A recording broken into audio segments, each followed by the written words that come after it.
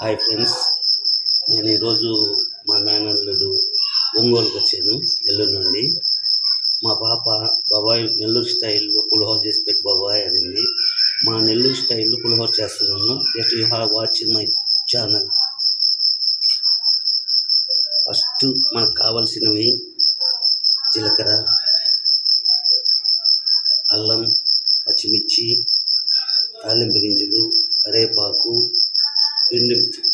అందరూ ఏంటంటే ఎండుమిర్చిని పులిహోరలో ఎండుమిర్చి వేస్తారు. మేము మా సైడు ఉప్పు మిరపకాయలు ఉంటాయి చూడండి, అవి వేస్తాము. ఎందుకంటే పచ్చడి లేకుండా ఈ ఉప్పు మిరపకాయలతో పులిహోర తినవచ్చు.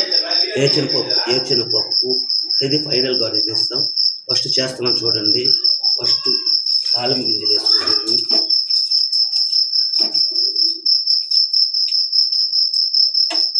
తాలింపు గింజలు పడిన తర్వాత జీలకర్ర వేస్తున్నాను.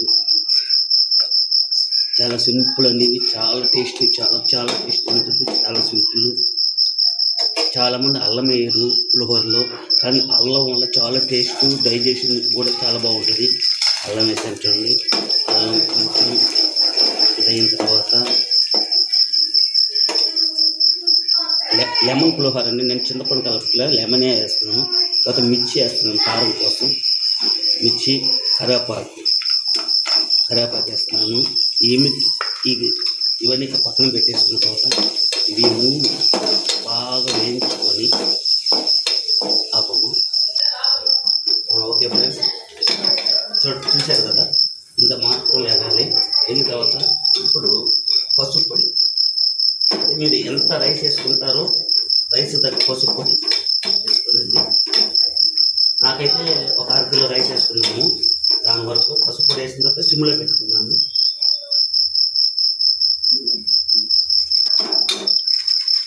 మనకు 1/2 కిలో మీ సాల్ట్, మీ టేస్ట్ని బట్టి సాల్ట్ వేసుకోండి. నేను కొంచెం మా సైడ్ కొంచెం సాల్ట్ ఎక్కువనే తింటాను కాబట్టి సాల్ట్ వేసుకున్నాము. ఈ పసుపు పొడి బాగా డ్రై అయ్యిందంటే దాని తర్వాత ఫైనల్గా నిమ్మరసం కలిపి పెట్టుకున్నాను.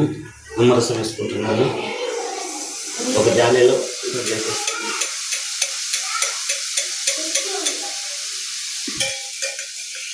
వేసిన తర్వాత కాసేపు ఉడకనిద్దాం.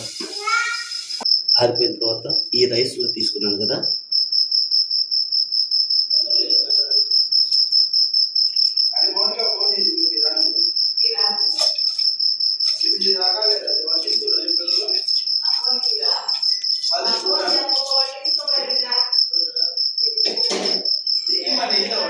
ఓకే ఫ్రెండ్స్,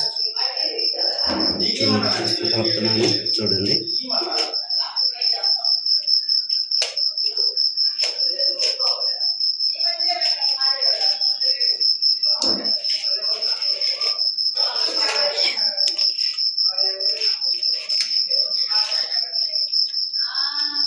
ఓకే ఫ్రెండ్స్, చూస్తున్నారు కదా, ఇట్లా మొత్తం మ్యాగ్నేట్ చేసుకుంటాము. మ్యాగ్నేట్ చేసుకున్న తర్వాత ఎప్పుడైనా పులిహోర ఒకటి గుర్తుపెట్టుకోండి. పులిహోర చేసుకున్న ఒక 10-15 మినిట్స్ ఊరబెడితే మనం వేసిన నిమ్మకాయ అంతా రైస్ పీల్చుకుంటుంది. అప్పుడు అద్భుతమైన టేస్ట్ వస్తుంది అనమాట.